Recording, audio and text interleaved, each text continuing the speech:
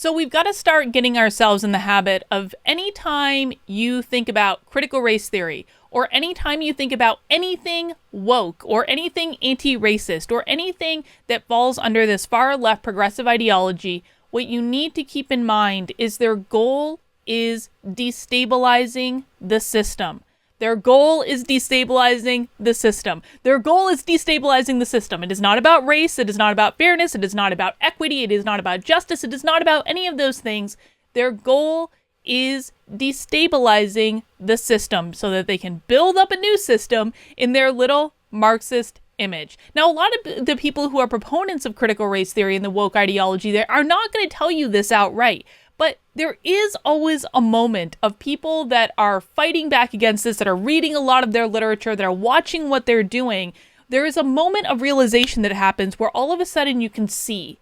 The moment for me came last summer when I was reading the book In Defense of Looting, and they were talking about whiteness as property rights, and therefore looting was okay because it's about reclaiming property rights, and looting is reparations, and it was just like, it was so convoluted and so ridiculous, and I'm not even exactly sure what word or passage did it, but it was in the reading of that book that I was like, oh, this isn't really about taking care of people. It's not about closing opportunity gaps. It's not about closing disparate outcomes or any of those things. It is only about facilitating the destabilization of the system, which is really the only explanation that you can have when you're talking about looting being acceptable if your skin color looks a certain way. And I was really interested in this piece from the Wall Street Journal just the other day, how students experience critical race theory. Collegiate level HR workshops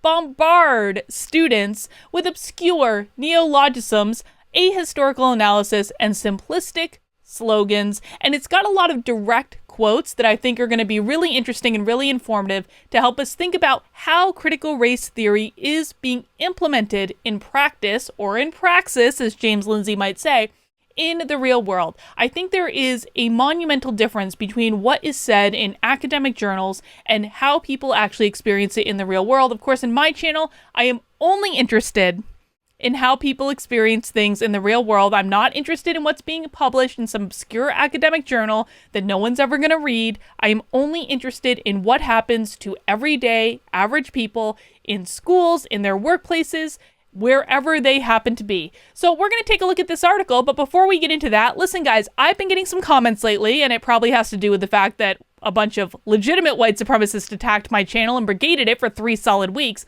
but I'm getting a lot of comments lately just saying that people aren't getting notified of my videos, they aren't seeing when I'm posting new content, so just know that I am back on a schedule now that I have finally finished my book. I am getting back on a schedule where I will be posting content very consistently almost every single day of the week. I might take the weekends off, but if you aren't seeing content from me, just come and check back. Make sure you are subscribed. If you think you're subscribed, just double check. Make sure you have your notifications turned on. Make sure you're commenting. Make sure you're sharing stuff out, because all those things are going to make it more likely that my content is actually going to show up for you.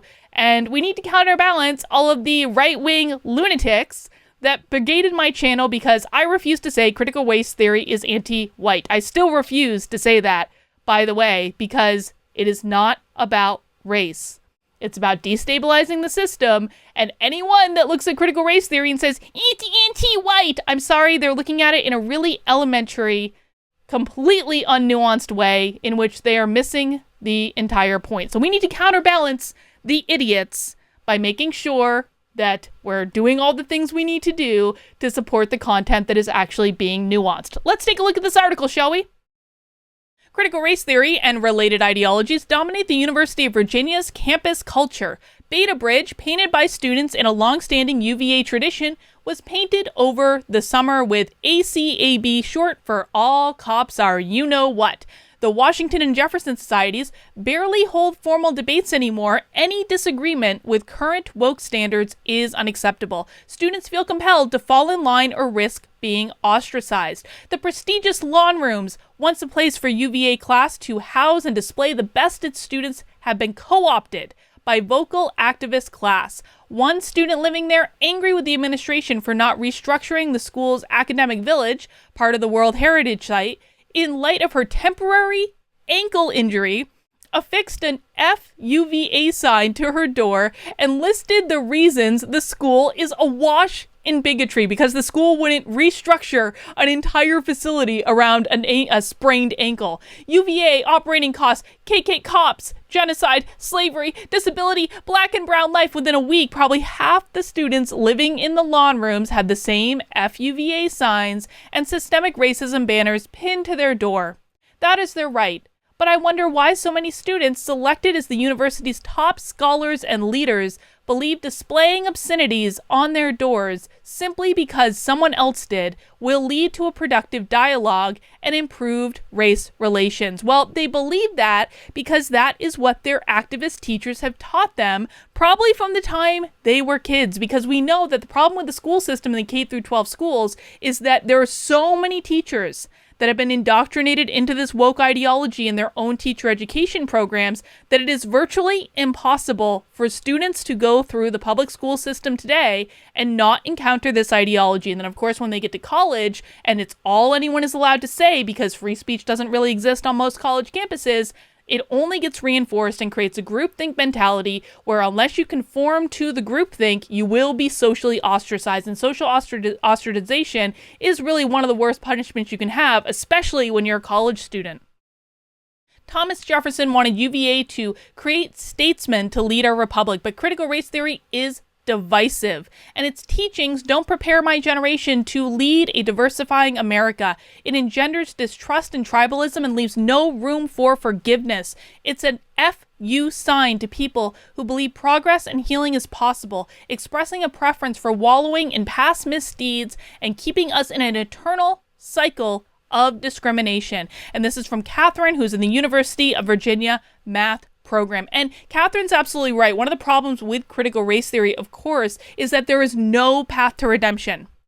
Absolutely none. You either bend the knee or you do not. And the fact of the matter is that even after you bend the knee, you're not even going to be redeemed at that point. You're always going to be on like a probationary status, and there's always going to be more steps you have to take in order to, well, what they're going to try to make you think is that you're going to be part of the club if you just do the thing that they tell you to do. And then you do the thing and you're still not in the club. And then you do the next thing and you're still not in the club. And they're going to be holding whatever you did against you for all eternity. There is no path to redemption in the woke ideology. A CRT-free education. Frankly, I have had no experience with critical race theory in my life from elementary school to medical school. This is from Jason. How lucky is he? The first I heard of it was in a Republican state legislative hearing in Texas law aimed at banning teachers from discussing contentious modern issues. Aha! We know where Jason votes, don't we?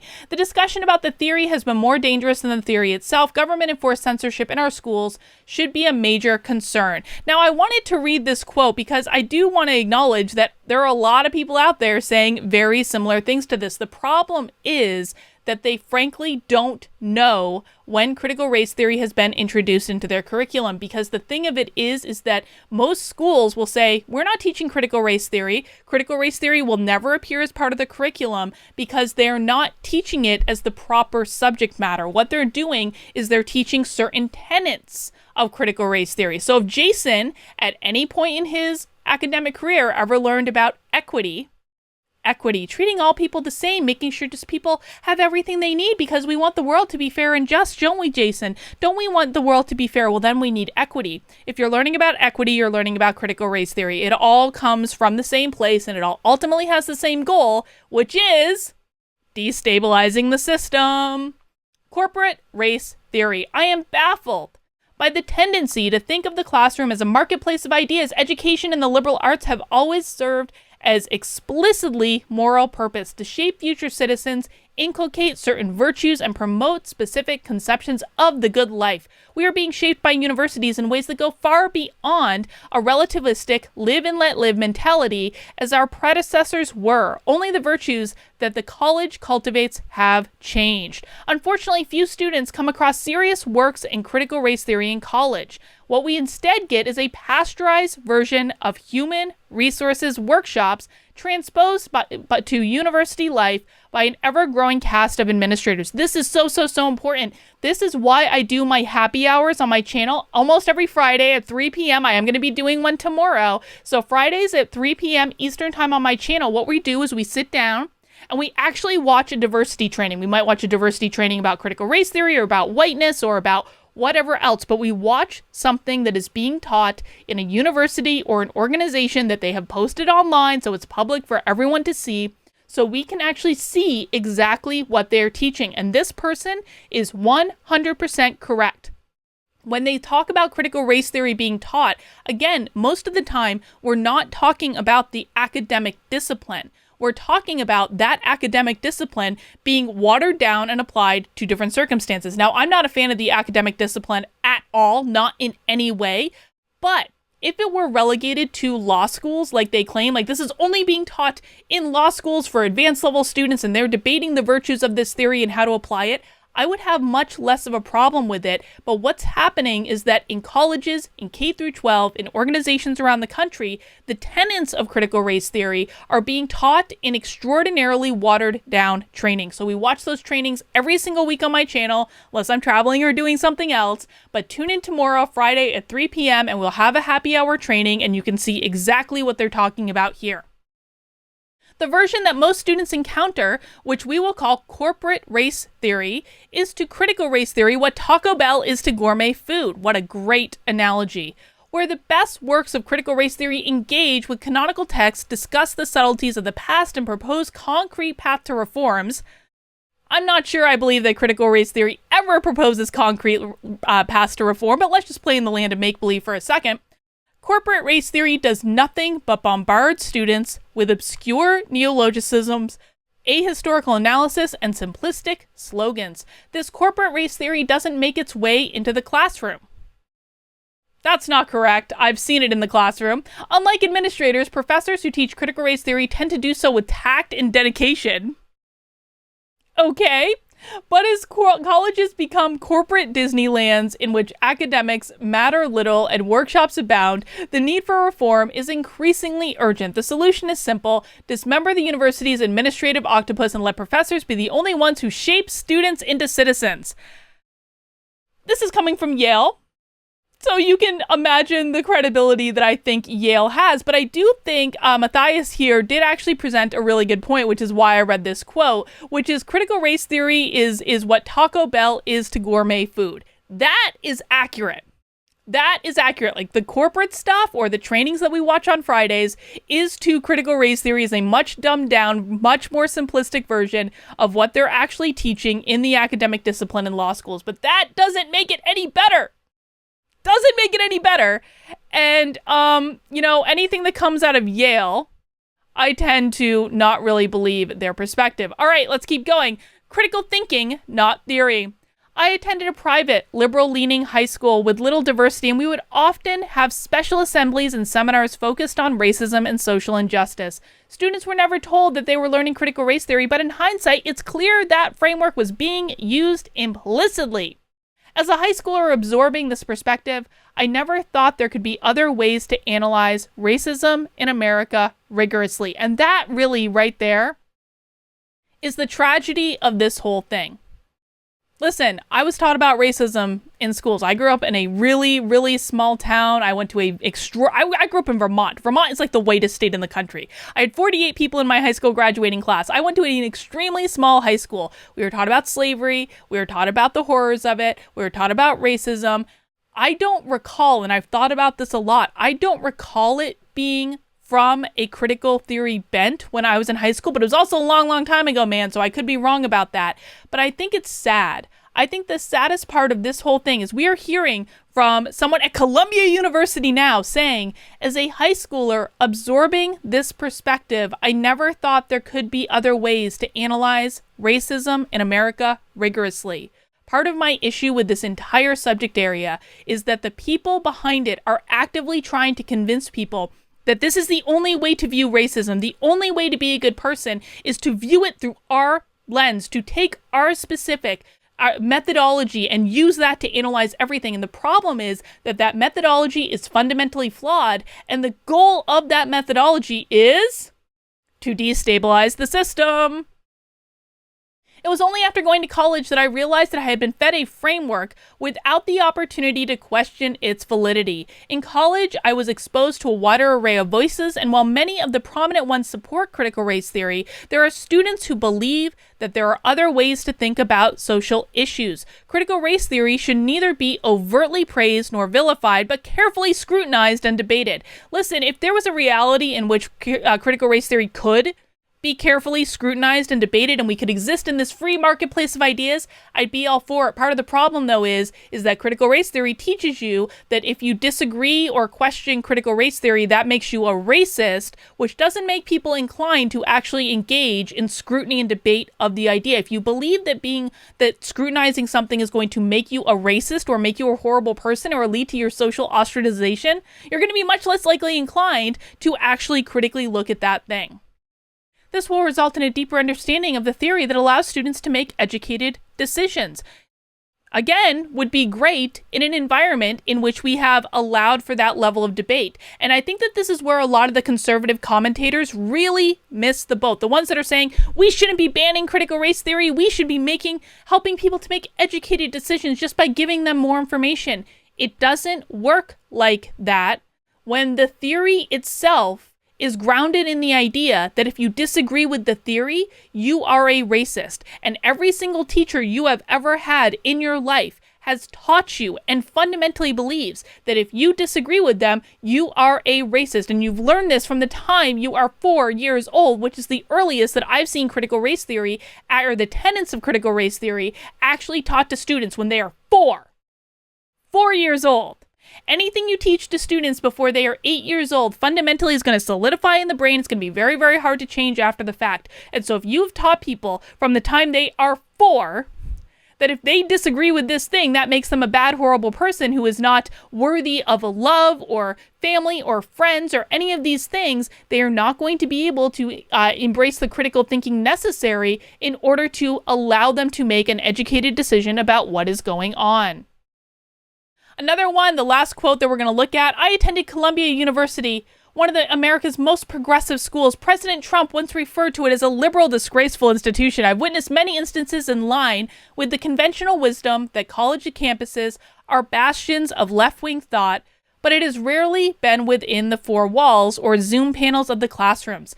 Professors will make their political opinions known, but in my experience won't let those views affect the way they teach. I disagree with that fundamentally. In fact, I was just talking to a college student earlier today whose fellow students reported him to the school for racism, for having a racist project, and the school opened an investigation. Why? The student was questioning the Black Lives Matter protests and what the true motivation was. That's what it was. That was his racist project. And the school opened a whole investigation, and the teachers actually told him, like, you might be guilty of racism, and we don't know if we can graduate you.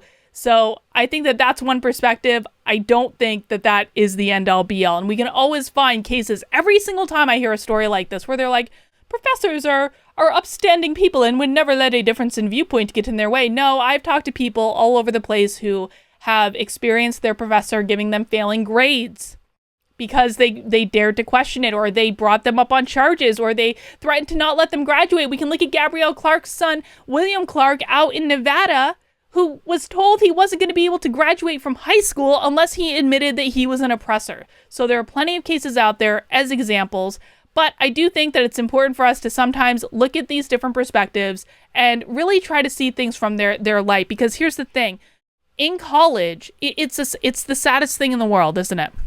The students that are in college now have literally been taught that there is no other way to view the world other than through this lens. If they have gone through public schooling from the time they're young kids, getting to college now, they have been taught by their teachers almost every step of the way that this is the only way that you can view racism in America is through critical race theory. I think it's sad. I think that a lot of people have been fooled, tricked, brainwashed, whatever you want to call it, into believing something that is just not true, and it's at a scale that I don't know how we walk it back.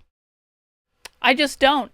And that is the most frightening part of all of this to me. It's sad. A lot of people, when when you get into this little battle of pushing back against woke nonsense in the country today, it can be very easy to be angry at the people who are advancing it. It can be very easy to get angry at college students that are out there protesting, and they have crazy hair and they're dressing crazy and all this stuff. It can be very easy to get angry at them or to look down on them.